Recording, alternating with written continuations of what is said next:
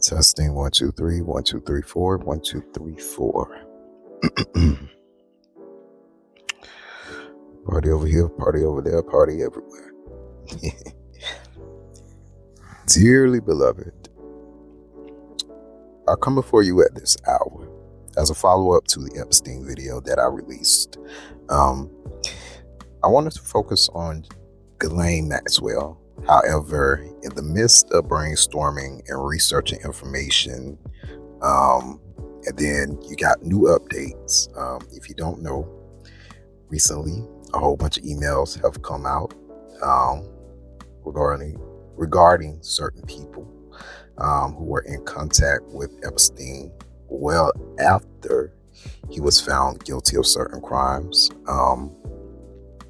Very interesting. One interesting person, particularly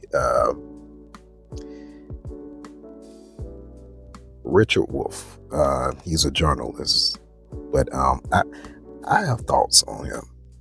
You know, he does a segment with a lady by the name of Joanna, and from the Daily Beast, and they do the segment on YouTube, the Epstein Files, and it's something about him that just gives sleazy, grimy, opportunist.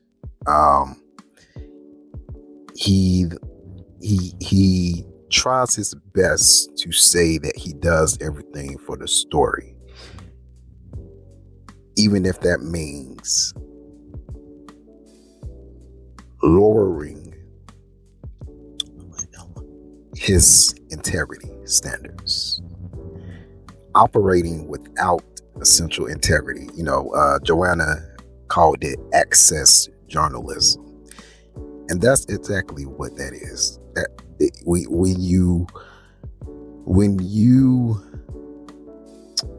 capitulate to the norms, when you capitulate to the standards, to the regimes, to the norms of others just to gain further access, also you can claim that it's all for a story, even though you yourself is benefiting from it some way.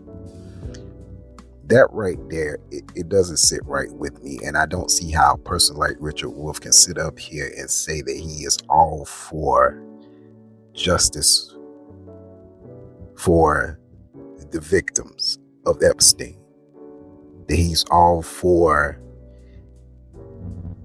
people, you know, putting this man in the light of a criminal, in the light of a nefarious being, a sick-minded individual. I don't see how he can say that he is for that, but yet at the end of the day, he's sitting up here advising Epstein on how to take the spotlight off of himself and put it on Trump. And he's not doing anything to hold Epstein accountable. There is no question of, you know, did you really do this? Did you really, you know, like, is it true? Like, you know, is there any type of therapy that you need to take? There is no questioning about his behavior from Richard Wolff. So I do not see how he can sit up here and call himself a true journalist when he did not ask all the pertinent questions. All he wanted was to just get access, so he can be able to say, I had access and I experienced this type of lifestyle with these people, and I went to dinner with this person, and I sat across that person, and they were this, and, you know, we went here, we went there, like the surface level, superficial mess that comes with access journalism. Nothing that gets deep down into the weeds of the who, what, when, where, why, and the how of it all. That's my gripe I have with him. But I'm gonna move along. We're gonna focus on Ghislaine. So, like I said, in the midst of brainstorming, researching information, I was kind of struggling to find an angle to explore with her because, quite frankly, most things have been talked about. Her relation to Epstein, her involvement with the victims, her father. Currently, they're talking about his ties to Israel and so on. So then I thought, maybe I'll do a little fun YouTube short about the boat. Y'all know, the one formerly known as the Lady Ghislaine, which became the impetus of Robert Maxwell's passing in 1991. Now, upon further look into the 189-foot vessel, I learned that the yacht was originally built for Imad Khashoggi, a real estate developer and the nephew of Adnan Khashoggi, one of the world's most notorious arms dealers. And yes, both are related to the late journalist Jamal Khashoggi, which, by the way, I wonder how the Khashoggi family feels about the people who are said to have either been involved or orchestrated his passing, because the Khashoggis have done business with the family of the Crown Prince Mohammed bin Salman of Saudi Arabia. Very interesting. But we're going to come back to that. So now back to the boat. So the ownership went from Imad to Robert Maxwell. Now, after Robert's untimely passing and the revelation of his shady financial practices that caused the family to go bankrupt, the ownership was then passed down to an Arabian businessman who sold the vessel in 2017 to Anna Murdoch, the ex-wife of Rupert Murdoch. Now, after a refit, which is essentially an extensive renovation of the boat, this happened at the Bulk shipyard in the Netherlands over the winter. The vessel was renamed Dancing Hare. Lord, what do these rich folks come with these names? Like, y'all don't have nothing better to name it? How? Why? Lord have mercy. But anyways, it's now named the Dancing Hare in May 2018. Now, some of y'all might say, okay, a rich white lady is now the owner of a multi-million-dollar boat that was once named after Ghislaine Maxwell. So what? Well, there's a bit of irony in this, given the fact that once upon a time, Robert Maxwell and media billionaire Rupert Murdoch were rivals in the media ownership landscape. The rivalry between Robert Maxwell and Rupert Murdoch was one of the fiercest in the late 20th century media. Picture it. Take my hand, come down the rabbit hole with me. Both were ambitious media barons who rapidly expanded their empires in the UK around 1970s, 80s. Murdoch built his base with The Sun and News of the World, while Maxwell pushed into publishing with Pergamon Press and later bought the Daily Mirror. The core of their rivalry played out in Britain's tabloid newspaper market. Murdoch's The Sun was historically right-leaning. Okay, so now we know Rupert Murdoch has always been on the side of the right. He's always seemed conservative. While Maxwell's Daily Mirror positioned itself as left left-leaning, and socially conscious. Each tried to outdo the other in circulation, scoops, and political influence. This made their newspapers not only commercial competitors, but also ideological weapons. So now, they both openly disparaged each other.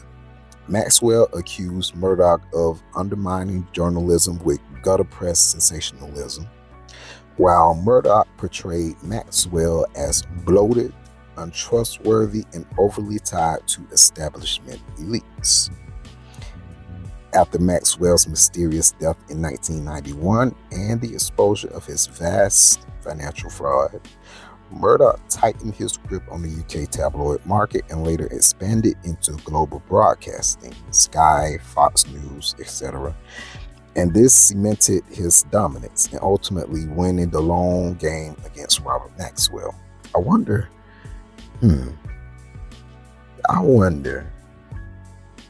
if Robert Maxwell was here today, would Rupert Murdoch be who he is today? Now, let's come back to Anna Murdoch, the ex-wife. She was married to Rupert Murdoch in the 90s. So I say all this to ask the question, is it a mere coincidence that the boat was bought by the ex-wife of his rival? Did Anna Murdoch secretly admire the taste of Robert Maxwell's spending habits at the time that he was alive? Let that marinate for a second. Because in 2000, almost 10 years after Robert Maxwell went on to glory, the New York Post, which is owned by Rupert Murdoch, did a piece on the surviving Maxwell family with a particular focus in Ghislaine. This is how the piece went. It went a little something like this. The headline, it read, "How Ghislaine Rose from the Ashes. Maxwell's heirs building a new business empire." Sound like a pretty positive spin, right? On his once longtime rival heirs. It says, for Ghislaine Maxwell, daughter of disgraced media tycoon Robert Maxwell. Okay, now there go the shade.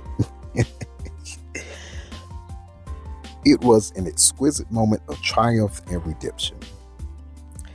As she sat front row of Fashion Week Ralph Lauren's show, all eyes were on her and the man at her side, Britain's Prince Andrew. Remember, Prince Andrew was tied to Jeffrey Epstein. As necks craned to see, as cameras flashed and motor drives whirred, the favorite child of the former New York Daily News owner smiled regally and quietly savored the attention. Just a short time ago, people spat the name Maxwell, if they spoke it at all. There goes some old shade. Now, the public gesture of friendship by Britain's most eligible royal was a signal to the world that the once rival Maxwells were back and beautiful. And 39-year-old Ghislaine is their public face. Ghislaine couldn't have done in Britain what she has achieved here. Every step would have been scrutinized and criticized, said a family friend. She has kept just the right profile. Being out with Prince Andrew was a startling social coup. It made everyone stand up and take notice. It is 9 years since Robert Maxwell disappeared from the deck of his yacht and Lady Ghislaine into the inhospitable waters of the Atlantic. He left behind a media empire in ruins. crushed by debt and pillaged by his own avarice. He had looted $600 million from the pension funds of his employees in a vain attempt to keep the empire afloat, and thousands of families would suffer as a result. It is widely assumed that Maxwell committed suicide rather than face the inevitable consequences. An inquest called it an accident. Either way, he left his 7 children to shoulder a heavy burden of ignominy and shame. Incredibly, they have rebuilt another fortune on the smoking ruins of the first. Robert Maxwell saw himself as Britain's Joseph P. Kennedy, the patriarch of a dynasty that would wield financial and political power on a global scale. Like Kennedy, he expected much of his children and pushed them hard. He would interrogate them at the dinner table about history and geopolitics, said a once regular guest at the sprawling Maxwell estate in southern England. He could reduce them to tears if they didn't know an answer. He could be a cold man, and the temperature in the house dropped noticeably when he was there. The colder he was, the more his youngest daughter tried to please him. Maxwell even dreamed that he might one day forge an alliance with the Kennedys by marrying Ghislaine to JFK Jr. The two became close friends and remained so until Kennedy's tragic death last year. Ghislaine has also been a guest at a number of Kennedy weddings and family events. Ghislaine was sent to the Marlborough, one of England's top private schools, and to Oxford. Maxwell made her director of a British soccer club and set her up with her own fiefdom, a company that supplies corporate gifts. When in January 1991, he bought the tottering Daily News and rescued it from oblivion, she was sent to Manhattan to be the advance guard for his foray into New York society. A few months later, he was dead. Of all his children, she took his death the hardest. She was unable to accept her father's guilt and likely suicide, and insists to this day that a dark conspiracy of Mossad renegades and Sicilian contract killers took his life. There goes the Israel connection. Right there. Ghislaine was already suffering emotionally. A long, passionate affair with Count Gianfranco Caccagna, the dashing scion of an aristocratic clan that owns the Sega Hotels chain, ended painfully. She had hoped to one day be his Contessa. In a short space of time, she had lost her lover, her prospects, her share of family fortunes, and her beloved father. There's a story that the Maxwell name was so detested in London that she had to walk around in a blonde wig so people wouldn't recognize her, said a prominent New York socialite who had known Ghislaine for several years. She was being treated like Marie Antoinette there.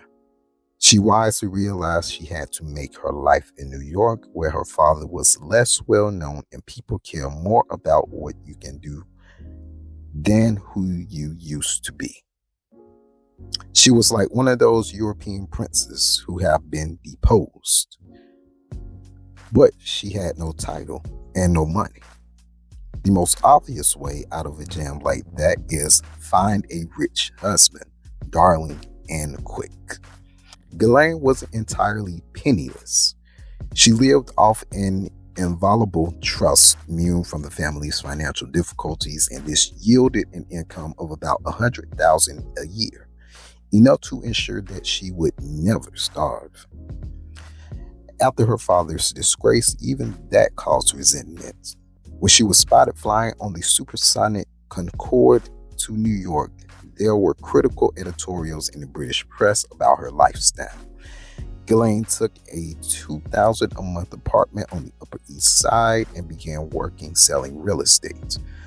One thing the collapse of her father's empire couldn't take away from her was the rich network of wealthy and influential friends she had made in a lifetime of privilege. She used them now. Within a year of her father's death, she was dating immensely wealthy financier Jeffrey Epstein. He provided a platform for her return to public prominence and filled the emotional vacuum in her life left by the death of her father. Epstein is an enigmatic figure. Rumors abound, including wild ones about a career in the Mossad and, contrarily, the CIA. Some have said he was once a concert pianist. He seems to deny nothing and admits to even less. He told me he was a spy hired by corporations to find major amounts of money which have been embezzled, said one of Epstein's former girlfriends, diet guru and former TV personality Nikki Haskell. He made it sound very glamorous. Epstein made his fortune as a right-hand man of Leslie Wexner, founder of The Limited, the retailing giant that owns intimate brands Victoria's Secret and Bath & Body Shop.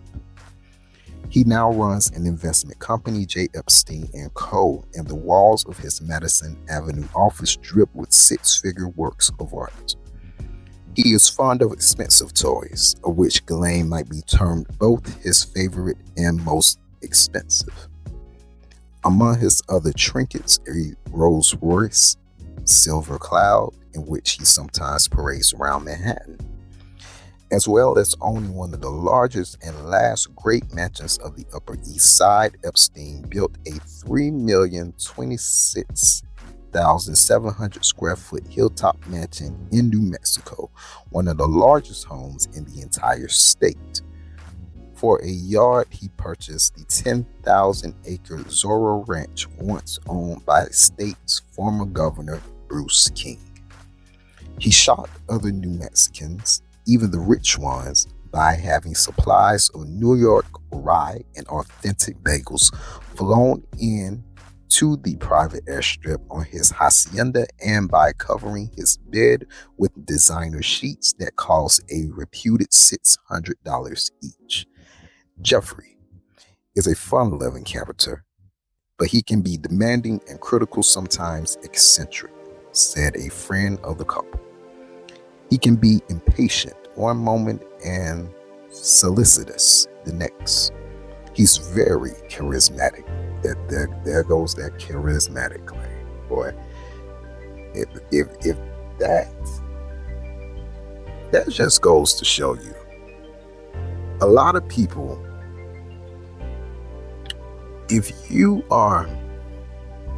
barely come from something, if you are a white man in this country and you barely come from something, but yet you could come off very charismatic and make people feel good about themselves, not just about you, baby, you can be an unstoppable force. An almost unstoppable force, like Jeffrey Epstein. If you could just make people feel good about themselves. Kiss a little butt.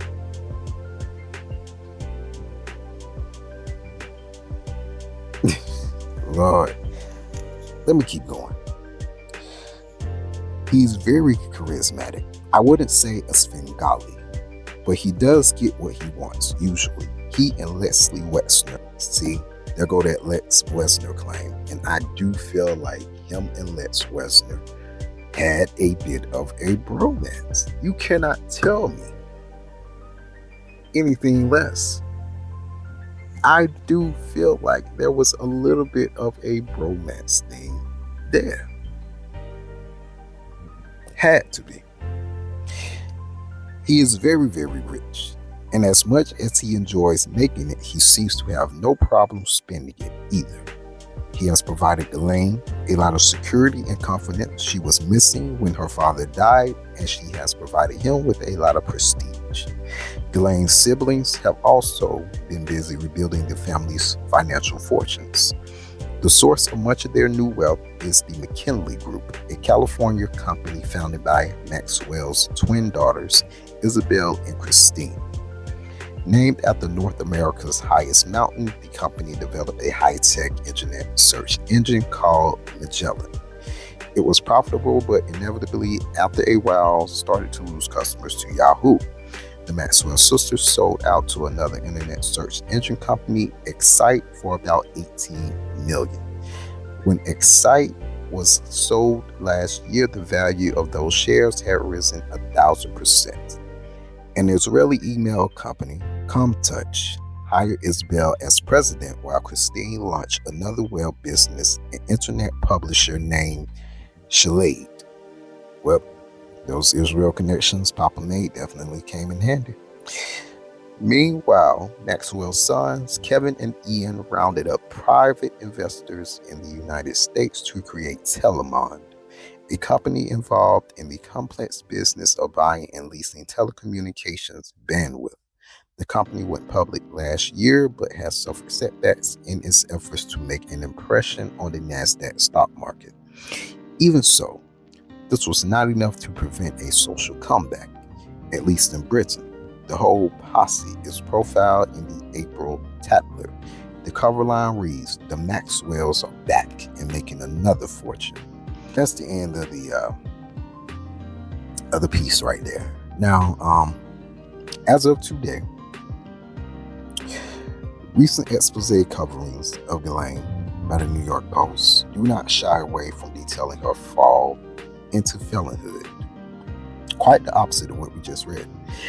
But the main reason why I brought all of this into account today is that with these types of stories that surround these types of people, those with substantial means or connections, where more questions are brought up, the more you search for answers. The devils are almost always in the details of the lifestyle. There was no reason to second-guess Epstein ties to Israel when people like Les Wexner and Ghislaine solidified those for him. There is no reason to second-guess whether or not Ghislaine knew about Epstein, because she has admitted to being tangled with questionable men in the past. There's no reason to feel bad for a rich family whose father fumbled their $2 billion net worth, because they are and were always going to find a way to fall on their feet with the pre-existing connections that was made both in the business world and in foreign governments. Don't be surprised if a particular Maxwell writes and releases a book branding themselves as the unfortunate victim of the men in their lives, and that book goes on to be a New York Times bestseller. I bet publishers are already lined up in her emails with a deal, a multi-million-dollar deal, to give that lady her own advance, to put out something that would make her be able to seem more human and less of the keeper of monsters. Where you are connected, well connected, it is very easily to find your way back up to the top. Unless you find your way in the cell. Then can't nobody help you then. But we shall see. We shall see what the future holds for Ghislaine Maxwell. Until we gather again, y'all, hold fast to your truth, protect your peace, and never stop seeking the hidden. If you like this video, be sure to tell a friend and tell another friend so we can all be friends right here on The Ethical Audit. Like, comment, and subscribe, and y'all take care out there.